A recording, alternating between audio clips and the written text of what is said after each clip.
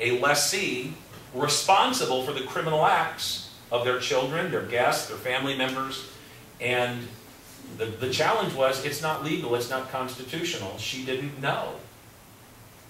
The Ninth Circuit Court of Appeals ruled, and you can find this on Google or Yahoo if you type in Ninth Circuit HUD versus Rucker, February the 14th, 2000.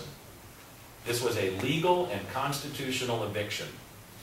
And I'll tell you, all of us in the Crime Free Association went, whew, although we pretty much knew that would be the case.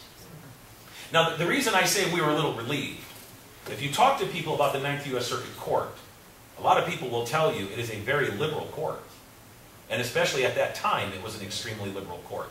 In fact, the United States Supreme Court, right about this time, had overturned decision after decision after decision that this court had made.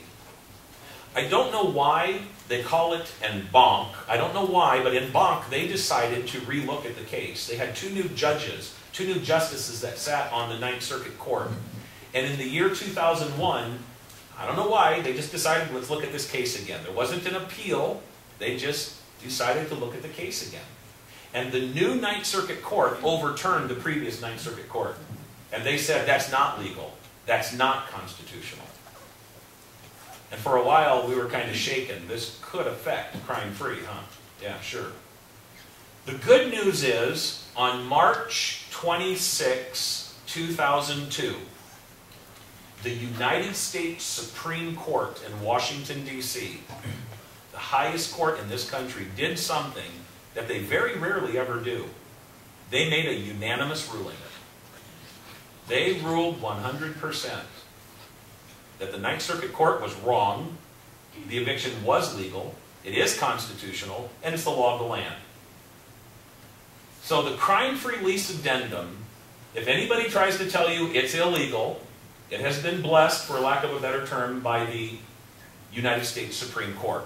Chief Justice Rehnquist, who's now deceased, wrote the opinion for the court.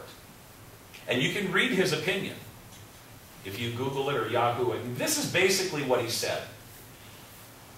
There is nothing unusual about property managers, property owners, putting rules in their lease that say you can do this or you can't do that.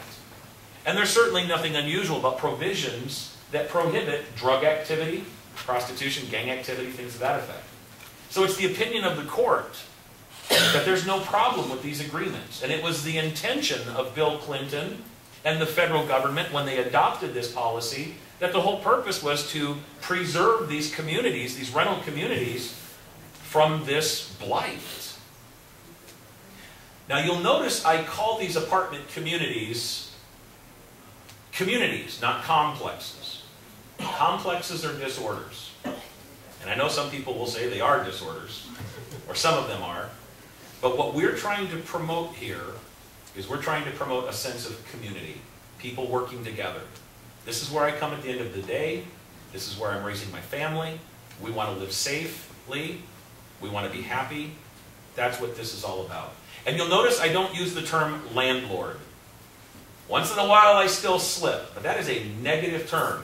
We call them property managers and property owners.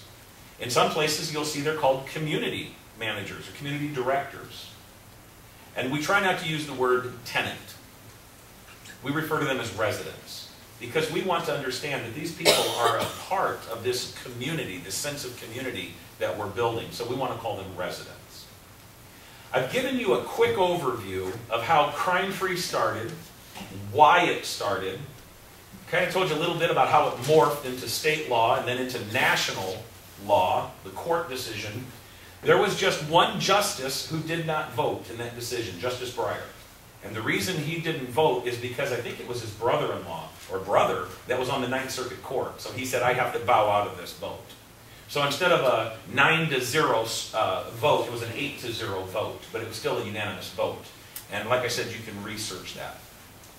So the Crime Free program has spread throughout the United States, throughout Canada. I've trained people from Afghanistan, Nigeria, Malaysia. I've got Australia that's still trying to work on a trip. Finland, Japan, Russia. We've had people come literally from different places in the world to learn about crime-free. It varies from city to city to a degree. It varies from state to state to a degree, because this is not a cookie-cutter program. I think it's important that each law enforcement agency adopts this program to their own jurisdiction. They know what works best for their citizens and the demographics in their community.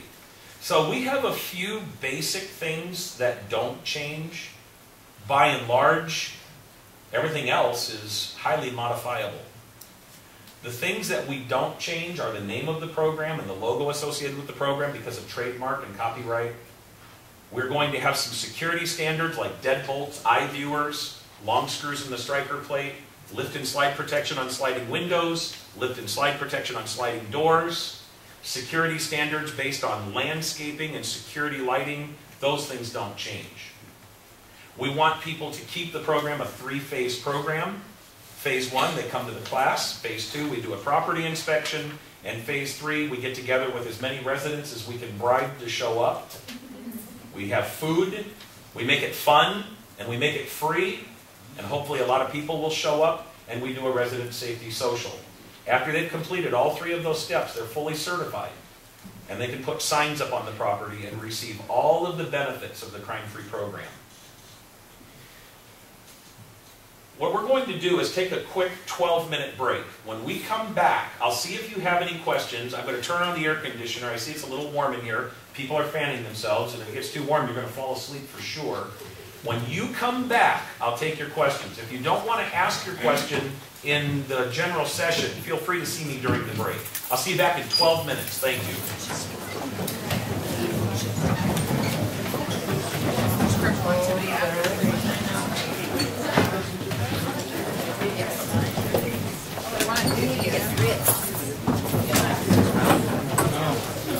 Hello. Oh. Okay. That's what I'm going to do. I'm going to get my pilot's license too. How many stops does Kim walk? Oh, she didn't stop. Pardon me.